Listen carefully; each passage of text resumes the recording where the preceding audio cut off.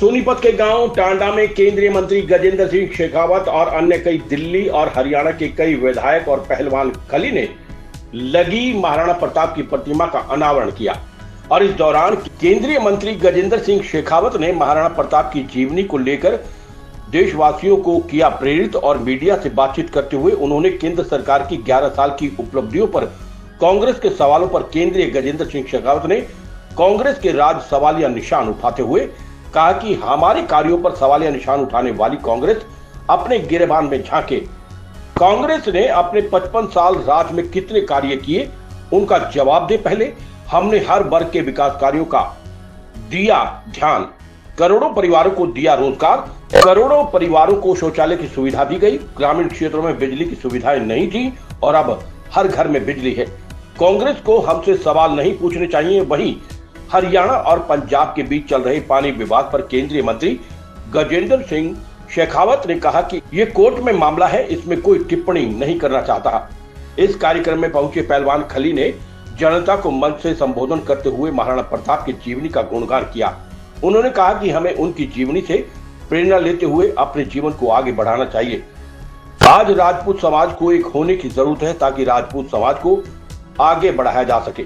केंद्र सरकार में राजपूत समाज के राजनाथ सिंह को रक्षा मंत्री बनाकर हमें मजबूत किया गया है।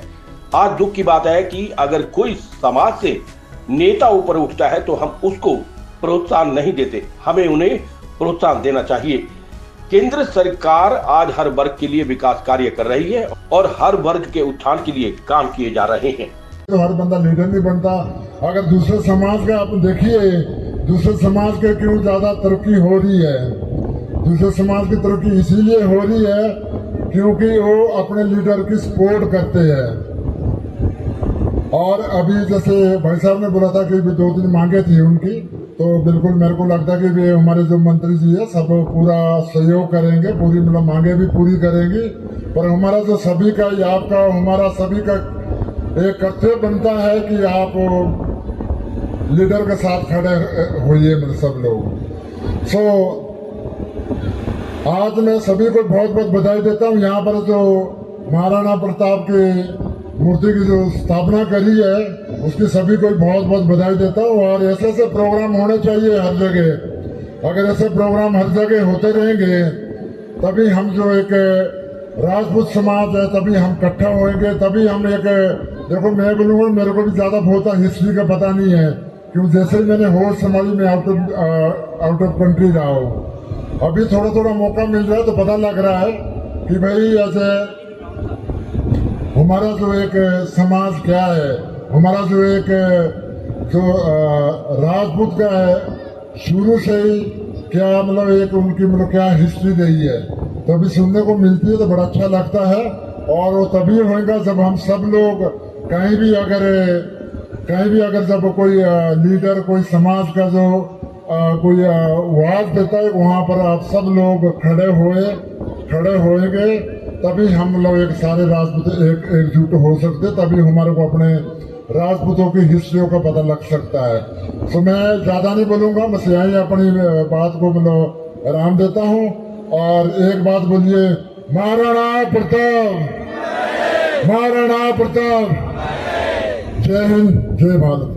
टांडा की इस पवित्र पूजित धरती पर ऐसे संघर्ष करने वाले लोगों के बीच में आकर के, जिन्होंने देश के उस विनाशकारी विभाजन के समय अपना सब कुछ छोड़ करके यहाँ इस धरती पर आकर के आश्रय लिया, लेकिन अपने परिश्रम से, अपने पुरुषार्थ से आज न केवल अपने आप को ठीक से स्थापित किया है, अपितु अपने इतिहास पुरुषों की प्रतिमाएं लगा करके उस इतिहास पुरुषों के साथ में जुड़ने का जो संकल्प व्यक्त किया, इस टांडा की पवित्र धरती पर मुझे आने का सौभाग्यपूर्ण अवसर मिला।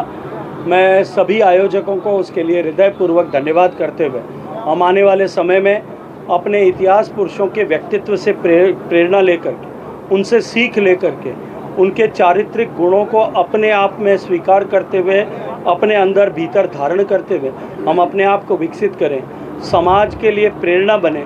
इस अपेक्षा के साथ में मैं आज सब कार्यक्रम में हम सभी लोग उपस्थित हुए। कार्यक्रम में भारतीय जनता पार्टी के सम्मानीय अध्यक्ष आदरणीय मोहन कौशिक जी हम सब के बीच में आए, जो इसी क्षेत्र के पुराने विधायक भी हैं। आदरणीय योगेंद्र तंवर जी, जो विधायक भी हैं असंध से, योगेंद्र राणा जी विधायक भी हैं, और साथ साथ में क्षत्रिय समाज के बड़े नेता हैं वो आए। आदरणीय नेगी जी पटपड़गंज दिल्ली के विधायक आए, आदरणीय कृष्णा जी हम सब के बीच में स्थानीय विधायक के रूप में मुख्य मेज़बान के रूप में यहाँ थी, आदरणीय पवन खरखौदा जी यहाँ आए, समाज के बड़े लोग यहाँ आए, समाज के विभिन्न क्षेत्रों में काम करने के लिए सभी लोग यहाँ आए। मैं सबका हृदयपूर्वक से धन्यवाद करता हूँ। 11 साल की उपलब्धि को लेकर जनता के बीच जा रही है बीजेपी, जो बीजेपी 11 साल की उपलब्धि है उसको लेकर कांग्रेस से लगातार 11 सवाल पूछ रही है। देखिए, मुझे लगता है कि कांग्रेस को भारतीय जनता पार्टी से 11 सवाल पूछने से पहले अपने 55 साल की उन उपलब्धियों के बारे में विचार करना चाहिए कि उनके लगातार देश की आज़ादी से लेकर के 55 साल तक शासन रहने के बावजूद भी देश में करोड़ों लोग ऐसे थे जिनके पास मकान नहीं थे, करोड़ों लोग ऐसे थे जिनके पास में 21वीं शताब्दी में बिजली नहीं थी। देश के 12 करोड़ परिवार ग्रामीण क्षेत्र में ऐसे थे जिसमें लगभग 60 करोड़ लोग निवास करते थे, यानी देश की 62% आबादी के पास सामान्य शौचालय की सुविधा नहीं थी। देश के 84% लोगों के घर में पीने का पानी नहीं था। देश के लगभग 80% घरों तक गैस का चूल्हा नहीं पहुंचा था। आज़ादी के इतने साल बाद में भी जो सरकारें लगातार ये सामान्य मूलभूत आवश्यकताओं की चुनौती के संघर्ष से समाज को बाहर निकाल नहीं पाई, वो आज हमको प्रश्न करते हैं। उनको अपने गिरेबान में झांक करके इसके लिए देखना चाहिए। हरियाणा पंजाब पानी को लेकर है, चलो इसको क्या कहना चाहोगे? लगातार जिस तरह की राजनीति बनी हुई है। चलो अच्छा होगा, सब भगवान है। कोर्ट में सब्सिडाइज है, मैं उस पर कुछ बोल नहीं